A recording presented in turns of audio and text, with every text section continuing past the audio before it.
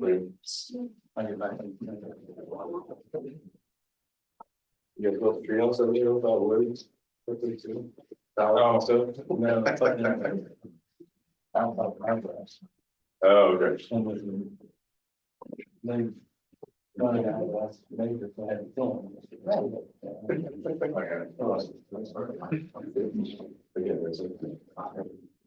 right, we'll go ahead and call the July Planning and Zoning Commission meeting to order. First item will be to approve the June minutes. Do I have a motion to approve? So moved. Second. Discussion? All right, let's vote. Voice vote. All in favor, say aye. Aye. Those opposed, say no. Six, yeah.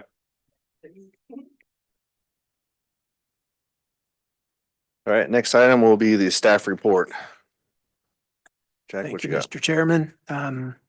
Several things I was asked to highlight to you all, that Citizens Academy sign up ends this Friday. And our volunteer applications for people that want to sit on boards and committees, now includes a provision. Have you attended that? So it'll certainly help your prospects if you wanted to join a committee to have that training. Excuse me. The ADU stuff is up and running. We haven't got any applications yet, but we do have the final application paperwork completed. Will and Brandy worked to get that together. We've had some inquiries, but nothing other than just inquiries. The big thing I want to go over with you is more of a schedule, so everybody knows where things are. The overlay district work, we've got the first draft of the proposed ordinance with the tables and all those things. From the consultant, I've drafted a new ordinance that's basically our old ordinance that inserts this in it. And that will be, we're finalizing the details of that to go live tomorrow. Once that goes live, it will have access or a link to the actual ordinance and the booklet for the regulations that are the first draft. We would ask at that point in time that you all also can take a look at it and get a better idea of how things laid out. It is to include so far all of the public comments that we've had on the matter so far. And then this one is basically just here's the information. The current plan is August 12th at that meeting. We'll have a final or a public hearing. And the final public hearing will be include the input from the people who take a look at it online. If they have thoughts, questions, concerns, they can bring them up at that point. The consultant will attend in person to answer any of your all's final questions that you may have. And then all of that information will then be assembled so they can finalize a final draft document. Since we won't be having the September meeting on October 14th, the consultant will be back and they will present the final draft to you all. And it will be at that point prepared for a vote on the ordinance. And in that one, they'll attend that meeting via Zoom, they won't be driving down for that one. And then on October 21st, assuming there's a recommendation out of here, it will go to a work session with the Board of Aldermen. And the consultant will be there to explain how these things work, kind of get them up to speed. You guys have been working with them somewhat. And then after that October 21st work session, the first reading would be up for November 4th. And the final reading, second reading, would be up on the November 18th board calendars. So that's kind of our looking forward where we're at. The version that will be coming out tomorrow is literally the first draft. We've cleaned up some stuff. There's going to be more stuff as we look at it and try to digest it. And then, so I anticipate there'll be some significant changes as to how it lays out, so that it's easier for the citizens to understand, for you all to understand, and for me and my staff to actually enforce it and operate it with it. So be prepared for that process. The one you see in August probably won't look 100% like the one you see in October. So if you haven't noticed, we've got construction going on all around town in various sundry aspects. The townhomes down south, the first two buildings have been finalized with temporary occupancies. They don't have grass yet. But other than that, they are ready for tenants. They're working through that. That will be, all 64 units of that will be done before too long. At the August meeting as well, we anticipate our first apartment complex request. 4 buildings, 252 units down south. We're working through that now. We're that close to getting it on this agenda, but I think they want to take us slower. Let's get it figured out. And so they're prepared. They will be final prepared for August 12th as well. The rezoning that's on tonight, we have not received a proposed preliminary plat, or if they're going to do a single phase final plat, we don't know.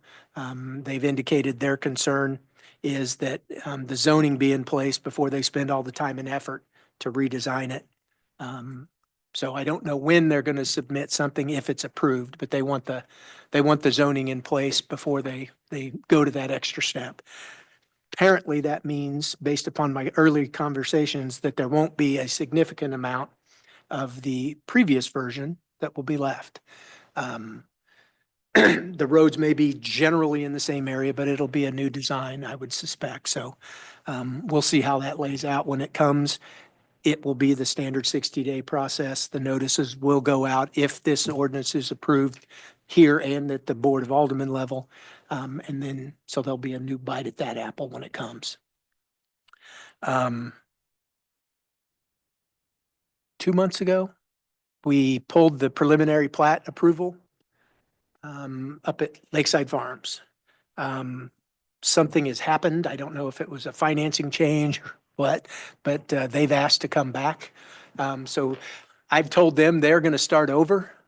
So they're aware of that. We'll be meeting with them Thursday. It's a whole new start over scenario for them. So we'll figure out. We will be rewriting the draft or the development agreement with them as well. So, but I don't know for sure what it was. Something, I assume, in the financing. Because they're, as you may recall, they had to put that light in after the 60th home went in, which is, they'd only get one phase before they'd have to put the light in, and lights are now about $750,000 to $1 million for the install. So it's kind of a big deal for them, but I think that probably had something to do with the initial issue, and we'll see where it goes. If they get something completed, and we get it on, the earliest it could be on is October, but I don't know that they'll even make that.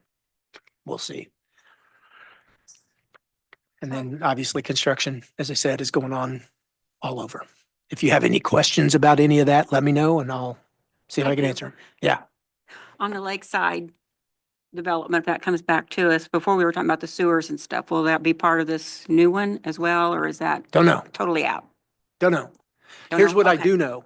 The wildflower station has to be rehabilitated before it's even eligible, Okay. because that's where all that rehabilitation is the critical element of all capacity up north. But I think to answer your direct question is, would they be able to build it without upgrades? The answer is no. Okay. We're out of capacity. I know we're out. That's why I was Yeah. curious. Yeah. Yeah, well, and that's the scenario we're sitting is what are we going to be left with at the end? What are they going to have to do? Okay. And Chuck and I have, like I said, Chuck and I have a meeting Thursday with that. And it's a new engineer that didn't design the original stuff, but he's been using the stuff. So we'll be conversing with them on that. I'll have a better idea where that's going to go. And they're still After. planning on doing smaller lots, not 10-acre lots. Oh, yeah, from everything I've understood, they're going to keep they want to keep the zoning in place and tweak some of the layout, maybe. I've heard 300 different ideas from everybody when we're looking at this, maybe we'll do that. When it finally comes, that's when I can say, okay, that's what you've submitted. Okay. We'll see. Okay, thank you, Jack. Sure. I would like to address without question an issue for for you, Melissa, as it relates to, we've got the splash pad parking lot going in. While they were digging that in, they found a clay tile line that was draining water. A Don't know lot of where- water. A lot of water. Yeah. Have no idea what it was from, what it's for. But they have been able to now determine that the water, we know where it's coming from. And it's coming from most likely a leak under the splash pad. So they're still working with it. That water caused a bunch of problems with the base to put the parking lot in. So they've worked on it. They had to move a water line to get it in a better position to put the rock in that'll be needed to stabilize it. But they now have, that work is now 90% done. Once that's done, the contractor will be able to come in, get the base compacted and pave it. I know I had a neighbor come to me yesterday on the water leak. He Yeah. said, well, it's not as big, but it's still leaking. Yeah. So I said, well, They- and- we're aware of it. And they've specifically identified the leak and they've turned that valve off so it won't be leaking through that anymore. So we'll see what happens, what that means on how to fix that leak. But that's down the road. Yep.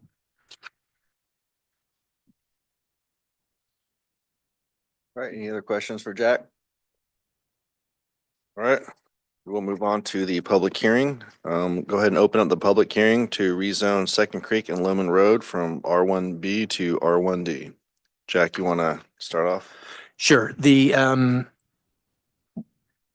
only significant change in this is the B to D level is the lot size allowability. The B is the 75-foot wide. The D is goes to 50, but the standard that we've been seeing requested are for 55-foot wide lots. They put in for 55. That allows us to get the density, still keep the house as been discussed. The application also indicates that they want to be able to put in houses that range in size from 3,600 feet to 1,200 feet. How that breaks out, it kind of depends on what kind of density they're going to get with the zoning approval or not. And that's where they're sitting right now. So they will have to submit that later. So there is no plan to look at for this. It's just is single-family detached housing at that density allowable at this location? That's all I have. All right, have any other public comment?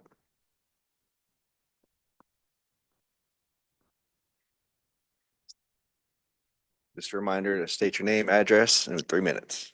I'm Roberta Lohman, and I live at 16251 Lohman Road. In reading this, changing from a B to a D, I do have some questions. Obviously, development is going to happen there. That's what I sold it for, so I'm not opposed to this. I'm just trying to figure out, when we talk about going from a B to a D without a plat of some form or fashion, how do we know? I'm asking, do we know how many lots there will be? How many of the 1,200 square foot homes versus the 3,500 square foot homes that there's going to be? Because that all rolls up in talking with my neighbors, what the value of our homes would be. If they all come in as 1,200 square foot homes, then ours are bigger than that, and then our value would be questionable if it's going to be a detriment to us. In looking at the findings of fact, and I don't know if we can discuss it here, I'm looking at number 6 with nearby properties that it's substantially the same. A 1,200 square foot home would not be the same as the homes that are there, the majority of the homes that is referenced in the paperwork that I read tonight, the document. Number 7, no detriment is anticipated, but I'm not sure how that conclusion is arrived at. How do you know without knowing what's going to be built? If there is a detriment to any of us, or how do we know that as the people that are neighbors? And number 8, whether the proposed amendment provides a disproportionately great loss to the individual landowners. Again, how do we know that with not seeing how it's going to be broke out and what size homes specifically are going to be built? So those were the questions that I have, and I'm not sure if anybody can answer tonight or where we would be, but to approve the zoning without answers to those questions, I don't know how to say, I'm for it or I'm against it. So I appreciate it. Thank you. Thank you.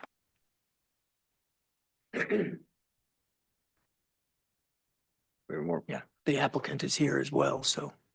Okay.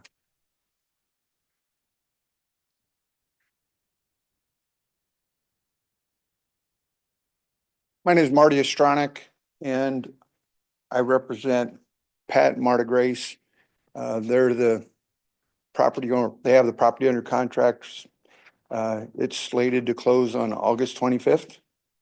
And the reason for the request for the zone change is to give us flexibility to have 3 or 4 different product types for absorption.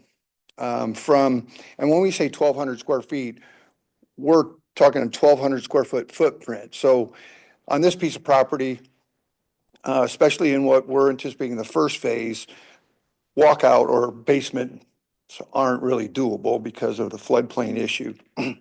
But, we might have 1,200 square foot footprint and 800 square foot upstairs.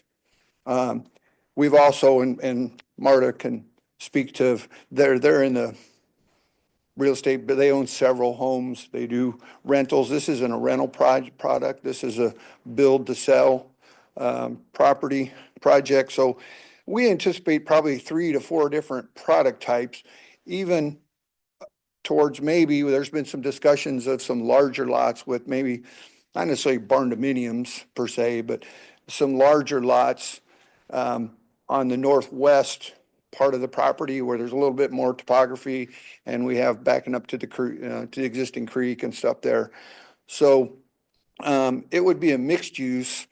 And then we're also going to incorporate an amenity center for the entire development, which will incorporate a pool, a little Dog park. yeah, we've got some plans for, some open space and, of course, a pool and maybe a little fitness center and a building. And so we have to have enough density in order to, long-term, for those residents to be able to effectively pay for those amenities without having the HOA dues, too high. And we intend, I talked to, and Jack's been great to work with, about instead of coming in with one plat for the whole project, we would come in with our first plat and see how that works. And that may drive the product type and what our feedback is. And when they do their due diligence of what the next product type is going to be in the next plat. So there might be 3 or 4 separate little plats on this piece. And I'll let Marta talk about what they envision for product. Sure, yeah. So the vision and to address your concern Excuse is me, definitely, before you go further, we Yeah. do need your name Oh, and sorry. address. Yeah.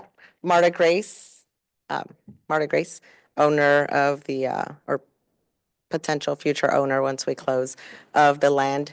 And so our vision for this is to have, as he said, multi-use. So it wouldn't just be a 1,200 square foot, in order to have multiple buyers come in and purchase homes, we want to have a variety of homes. They won't be cookie cutter, everything we do will be high end. Marty didn't mention this, but the products that we use, that he proposes to use is an Endura product. So these will be concrete walls. So they will be very, very efficient, very high end. Even in the landscaping plans, the proposed name that we have so far is Willow Creek, where we will plant beautiful willows in the entryway. So our plan is absolutely to make it beautiful and make it something that the neighbors would be proud to have next door and something that would raise everyone's values. So that's the goal. Definitely won't just be all 1,200 square foot cookie cutter homes by any means. Say your name. My name's Pat Grace. And when it comes to values of properties, I'm sure we all understand that older homes that are already existing are not going to be comps for new homes. I mean, they won't if Ms. Loman or one of the neighbors wanted to get an appraisal, they're not going to use brand new homes as comparables. They're going to use similar age, similar square footage, similar style within a mile. And so if the homes are a little bit smaller, they won't use them as comps. These are going to be brand new construction. They're not going to use that on a 15, 20-year-old house.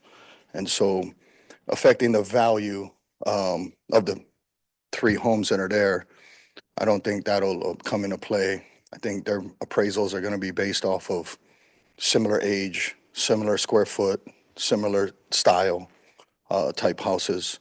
And so our goal is to fix the problem in Smithville, which is housing. Everybody wants to live here, and there's not enough housing here, especially new construction. And I think this project will fulfill everybody's needs. One thing that Marta touched on, the construction of these homes, every home in here will be built with ICF construction, which is our insulated concrete forms, which meets the current R values and IBC code 2021, which a lot of I don't know if Smithville does, but KCMO and a lot of cities are going to mandating building to that code. The cost of construction is more because you've got a 6-inch or 8-inch core of concrete in the actual building from underground all the way to the rafters. But it gives you a wind rating of 200 plus mile an hour. And it meets the current energy code of, I think it's R22 or R23. This product is an R23. So the cost of construction is typically more, but one of the things I talked to Jack about, we have the availability of our own concrete plant, a small portable, and on larger projects, we'll bring it in. And so we can produce the concrete for all the ICF for whoever builds on those homes, whichever builders. We just stipulate that those homes are built to a certain energy and smart technology standard, which everything's going to. And we encourage builders. We just want them to build to a little higher standard, which sets us apart and will set them apart with what other builders are doing in the marketplace. And then with that, we'll be able to also when we pave all the roads, is to pave those in concrete in lieu of asphalt. Because economically, we're doing a project on 78th and North Oak, which happens to be a multifamily project that is all ICF and all the roads. It's a month ago or so got final approval from City Council on that project, and we'll be breaking ground shortly on that. So it's a little bit about the construction type and the quality of the product that we're going to be utilizing. Does anybody have any questions? This is just the public hearing, so all you do is input. Okay. We'll have the rest of it later. Okay. Thank you for your time. Thank you. All right. Anyone else would like to speak? All right, we'll go ahead and close this public hearing. Next item will be to rezone Second Creek and Loman Road from R1B to R1D. Do I have a motion to approve? All right, Jack, any additional commentary? No, I gave you kind of the staff report lays it out. the public comment from the applicants seems to give you a little bit of the questions or answers to some of those questions that I didn't even have, so I couldn't talk on them. But so no, there, nothing more than what's in the staff report, and the draft findings are like we've always done here. If you don't like one of the terms of the 8 items, you can make a motion to amend it and go through that process. Or you can make a motion to approve the entire findings of fact as they are. But it becomes a scenario of amending each item, or if you don't make any amendments, you can vote on the whole thing. That's all. All right, do we have any additional public comment? Okay. Just real quick, would everyone be okay voting on every item all at once, or do we want to split it up for any reason? Or do we want to discuss that first? Keep it as is. I'd say as is. Okay. And anyone have any discussion? I think my discussion will be more when we see the plan itself. I agree. Point of clarification, if we agree to the zoning change and the new plat that is submitted meets the zoning rules, then we're bound to approve it. Would that be correct? Well, it would have to meet the subdivision rules.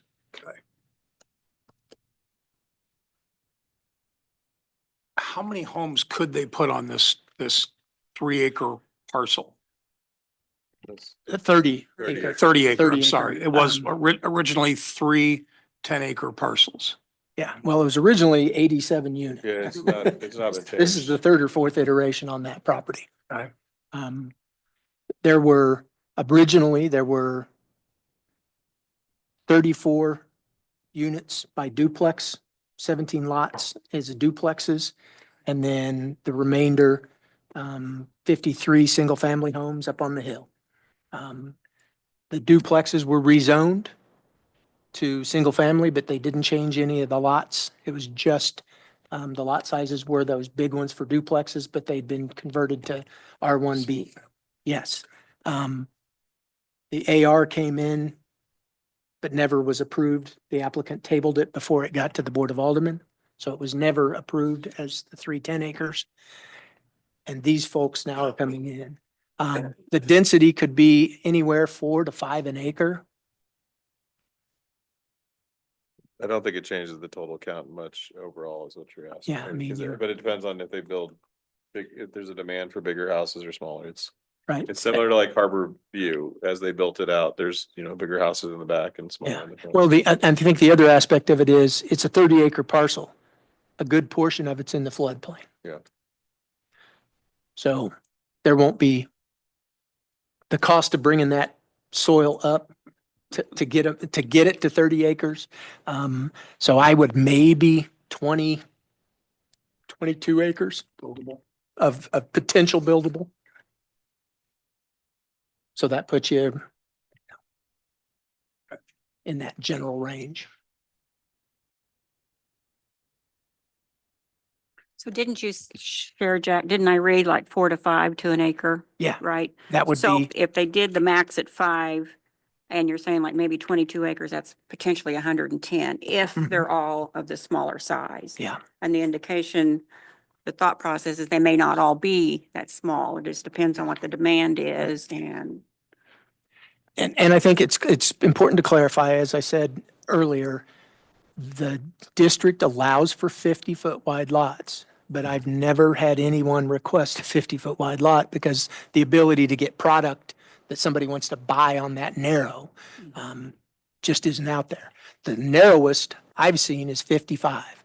And they usually have 56-foot wide lots anyway, but that's based upon a product scenario. So then if you brought it down to 4, let's say that's 88 Yeah. instead. So So 88 to Which- 110 versus 87 is what was previously approved.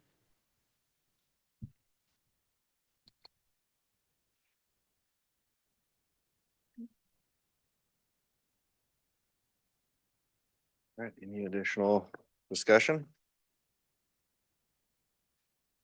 All right, let's vote. Mayor Bowling, Aye.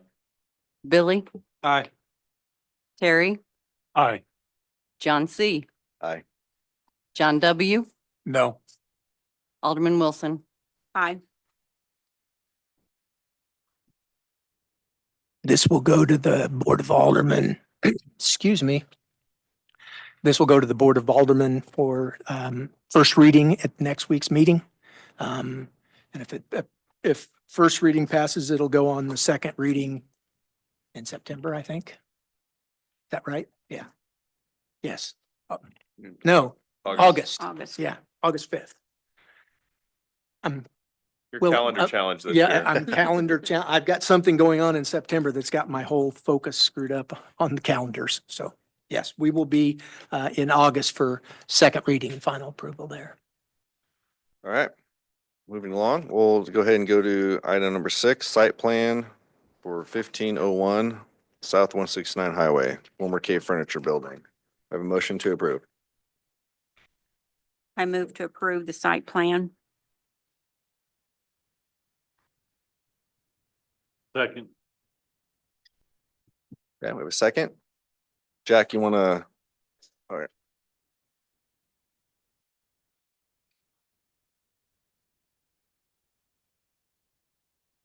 Sorry, Mr. Chairman. If you can't tell from the documents that were submitted, the plan is to tear down the front two buildings, about 100 and some odd feet back.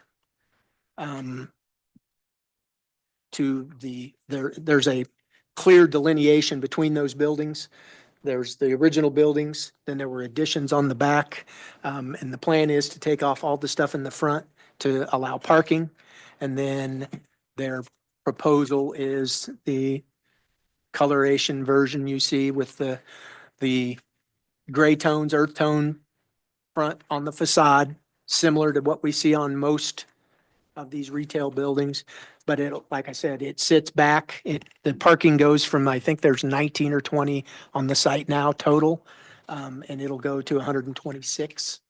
So, it gives them all the room and all the parking they'll need for potential tenants.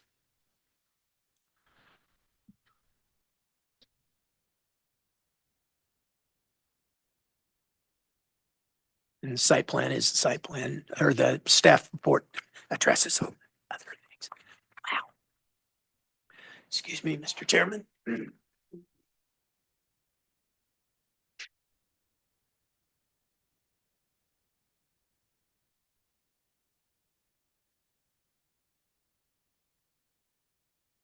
Right, Shane, did you want to offer anything or? Shane Crease, 14191 Cattle Ranch Drive, Smithville. So I don't know if you have any questions, but we're pretty excited about this project. So, completely redeveloping the property. I mean, the end goal is to make it look like a brand new shopping center. So like Jack had mentioned, we felt that we needed to tear that much of the property down to accommodate the property or the parking, I'm sorry, and really give it a good visibility and really kind of improve that whole area with that type of facade. So it will be, very tall facade, probably a little bit taller than like Fairview Shopping Center, but like Jack said, similar colors, updated finishes. We've already had a lot of interest in potential tenants, so I think we're going to be able to bring some really quality tenants to the area that will drive a lot more traffic and future growth.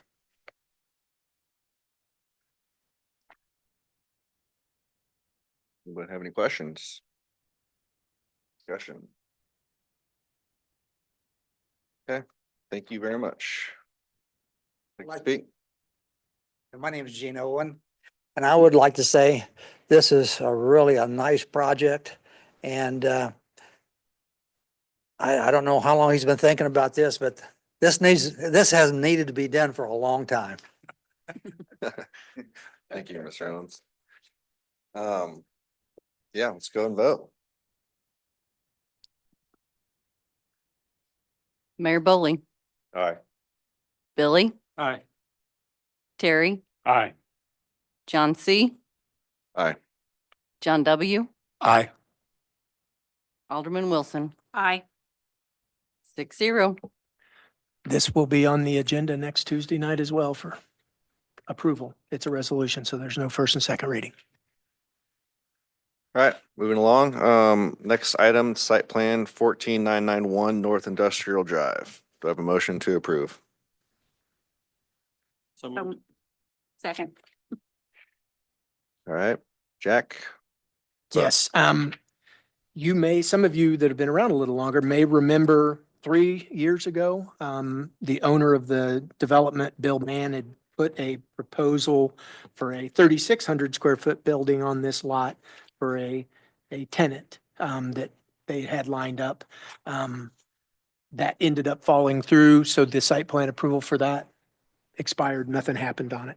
They're using the same lot as that one, but it's going to be a substantially different building. It's going to be 12,600 feet, so 6,300 on either side for 2 tenants. Gosh darn it, I apologize.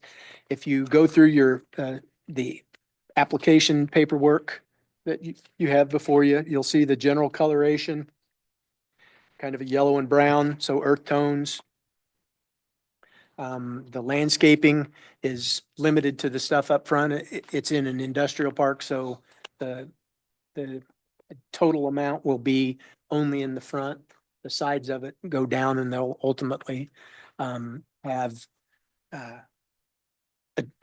eventually, hopefully, adjacent industrial type buildings next to it. So the landscaping between the products is not as important. The layout was approved by the fire district. That was my biggest concern. I had to make sure he was fine with it. They had made some changes to make it fit, to get the 20-foot access around that building in the back on each side. So once they got that figured out, Dave was fine with it. I think the applicant or a representative of the A applicant. representative. that's Yeah. right. Well, anyway, again, my name is Gene Owen, and this, since they had to redo this, this is about the only thing that would work on that piece of property. And I had talked to the fire department, and the problem was the sides were too narrow, so they had to redo that building and shrink it down so they could get, I believe it's 20 feet around on both sides. Yeah. So anyway, I think this is about the only thing that will fit on that piece of property, so I support it. So, Thank you very much. Have any question? Oh, please. So Jack, I had a question. Yeah. So on the drawings, is it based on the square footage of why they need the number of bathrooms they have, or is this just a preliminary layout? Yeah, and the bathrooms on the inside, that'll be subject to the building code when they come in. Okay. We won't really address it here because we're looking at the outside. Yeah. And it kind of depends on the use that they put in it. Yeah, so I was wondering, because it looks like it's wide open, but then they kind of drew some Yeah. offices and bathrooms and. Yep. And that's generally what I'm seeing in the regional market for these, is a office for a contractor of some kind. Yeah. This one gives the ability for that contractor to drive right through the building from a garage door in the front all the way to a garage door in the back to go into the fenced area in the back. So gives them the security they need, and the ability to get in if they're working inside. It depends on who their potential tenants are, really. Gotcha. But if it's a plumber or an electrician or somebody like that, these are the kind of facilities. And then Fairly small office, and then the rest of it, their warehouse space. So the light gray behind the building is just like fenced area that, Yep, that'll be Or- their gravel storage area. Have to be fenced, meet all the other standards for site obscuring and all that. the rest is asphalt or concrete or whatever. Up front, I just know the fire department had problem with some of the gravel at other buildings before, so. yep, and that was one of the issues that was addressed. The other thing, I mentioned it in the report, but I wanted to highlight it. If you look at some of these pages, you will see at the north southwest corner of this lot, a dotted circle.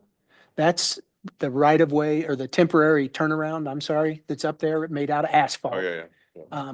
And when they submitted the last one 3 years ago, the way they had it laid out wasn't gonna work, so we had them adjust their entrance such that that temporary turnaround would not be impacted. The fire district would be able to turn a fire truck around in it, and they would still have their curbs and gutters and parking just outside of that obstructed area. And they matched it with this plan, based upon what Dave requested before. Got it.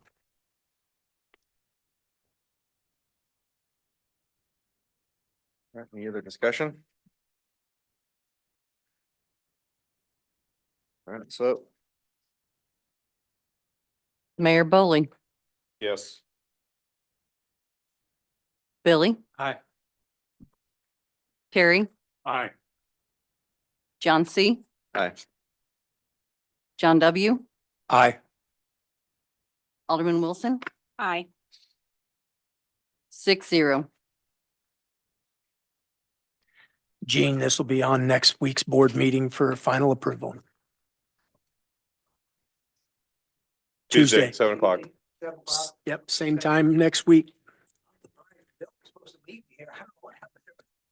All right, we'll go ahead and, Motion to adjourn. motion to adjourn. We have a second. Second. All right, all those in favor say aye. Aye. Aye. All those favors, or all those opposed say no. All right, we're adjourned.